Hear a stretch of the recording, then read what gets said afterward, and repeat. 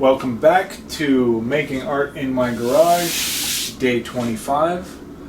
I'd like to start today by saying I had my first sale.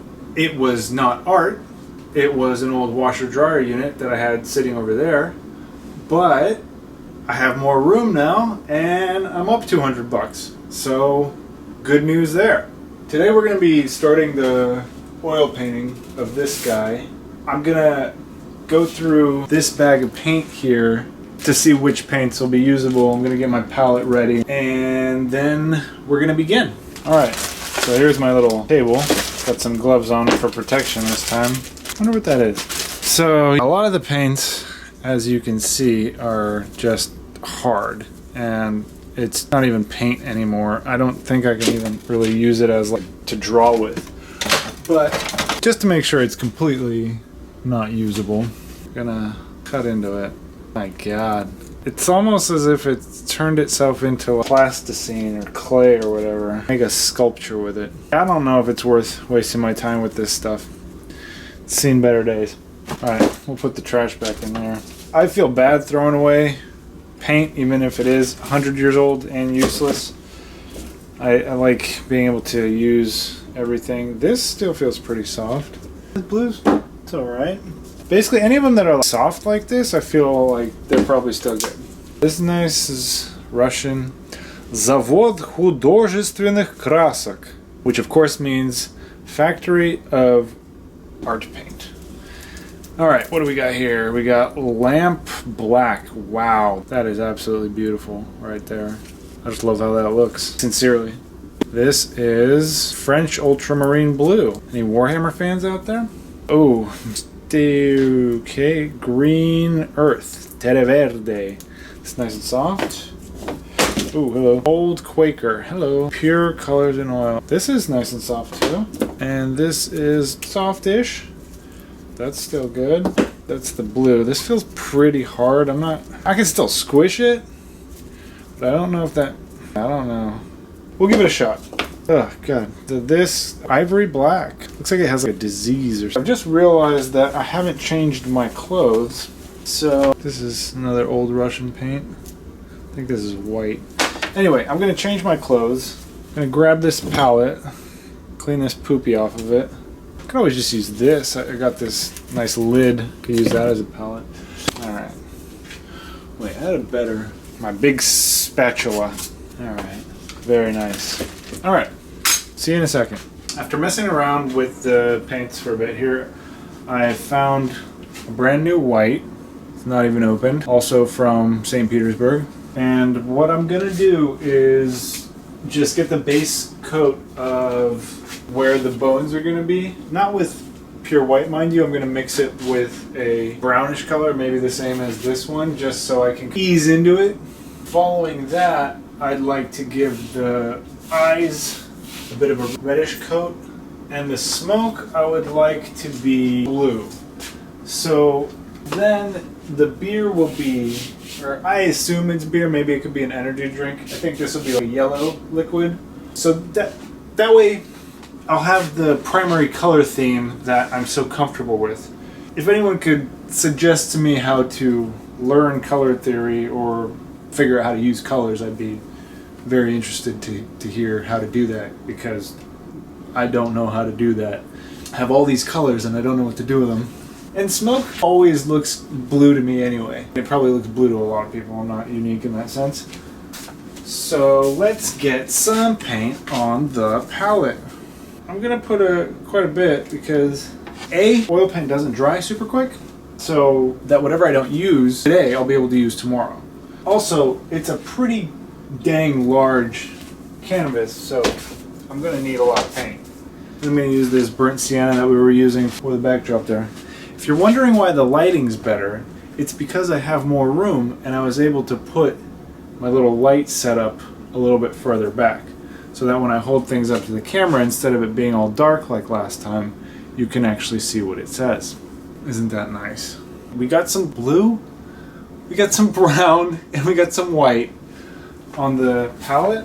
Now I'm gonna Bob Ross these things together, and look at that. I dropped some. Wow, I got a little bit carried away. This is the stage where I'll find out whether I need to add more white or more brown. But to me, this kind of expired milk chocolatey that you left in your fridge kind of color, this is alright. This is not too bad. I don't want it, it's pretty light. This is actually more of a medium kind of color. I think I might actually add a little bit more brown. Because what I'm thinking is if I can start from the darkest color and just build up to a lighter color, I think I might actually want to add a bit of yellow, because I don't want it to be expired milk chocolate brown. I want it to be bony color. So that would require a little dab of yellow, I think. Again, don't know what I'm doing with color, but this is what my elementary knowledge of mixing colors is telling me to do. It's not really making that much of a difference. I'm just spreading it around. I'm getting a full palette here, full of this lovely chocolatey brown color. What other color is in bone? Is just a light brown with a bit of yellow, right? Or does it have a little tiny bit of blue and a little tiny bit of red in there too? I don't know. A little dab of magenta is what you need, or something. Maybe I don't. It's not very dark either. I hesitate to add black because that's just gonna. Should I add a little bit of black? A little gray going in there. Is that what color bones are? Do bones have black? I can't open the blacks. Oh, it's hard to open with teeth. Anyway, this is not the color that I want. Add a bit more, right? Yellow? No. Let's cool it down. Let's, I don't know, bring blue into it? Blue help? Blue make it a little darker, I guess? Let's try blue. I don't know. A lot of these paints, the caps just don't want to come off. And I'm not entirely sure how to deal with that. It's spinning not very well. I feel like I'm just going to twist the tube itself apart sometimes because the metal that they're made out of is so soft sometimes. It's a nice blue. Let's put a little dab of blue in there. That's actually a pretty big dab of blue. If this completely ruins the color, I will not be surprised. Wow, I keep dropping paint on the ground. It's not going to be good for my slippers. It's getting all over the place. This is a really nasty color. It's turning gray, which, you know what? I'm not mad at it, because if this is supposed to be the dark part of the bone, then I'm actually alright with this. It's kind of mud color. A nice, cool mud that, for some reason, I noticed there's a lot more gray cars and gray clay-colored cars. What's up with that? Anyway, all right. Well, we got some paint here. Let's work it out. I got a little brush here, a pretty big brush, and I've got my little thing of mineral spirits, which sits niftily right on there like that. Very artsy. I know that that's for your thumb, that hole's for your thumb, but I got paint all over the place, so I'm just going to hold it like this. And also, with the painting, I really like watercolors, so I really like using a lot of turpenoid or turpentine.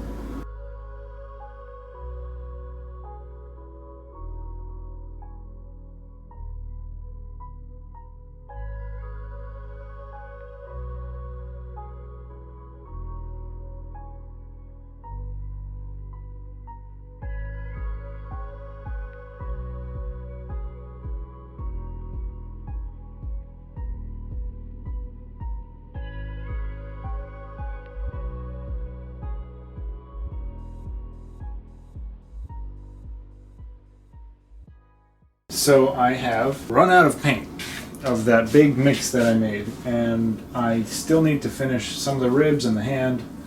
And as you can see, I've used a lot of turpentine and it's leaking down, but that's okay because I don't care.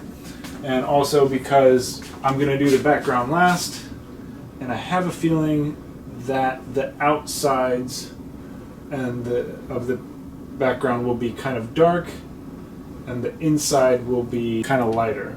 So it'll be this kind of gradient if I can achieve that. Now, I have to remember how I made this paint, which I think was a bit of white, a little bit of yellow, dash of this blue here, and some more of this, did I just say brown or blue? I don't know what I'm saying. And some more of this nice chocolatey mess. I think that's all the colors that I used. So let's give it a mix. Look at that. Beautiful. That's the art right there. That's the art. Oh, waka chakalaka. That's good. Ooh, I think maybe too much yellow, but we won't know for sure till it's all mixed up. And as a color reference, we have this outside smudge to tell us if I'm close or not. I don't know if this is the proper way to mix color, but something tells me that Bob Ross mixed it like this, I think, with like a palette knife. And he was a pretty damn good painter. It works pretty well. It's like playing with cream cheese. So I think that's close enough. It should be fine. So let's keep rocking. I'm definitely going to need more turpentine.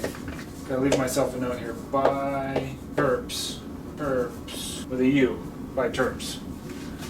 Today's day 25. Mark that off. Check it out. That's the first 25 days done. Oh, there's one on the back. Oh, goody. Alright, let's continue.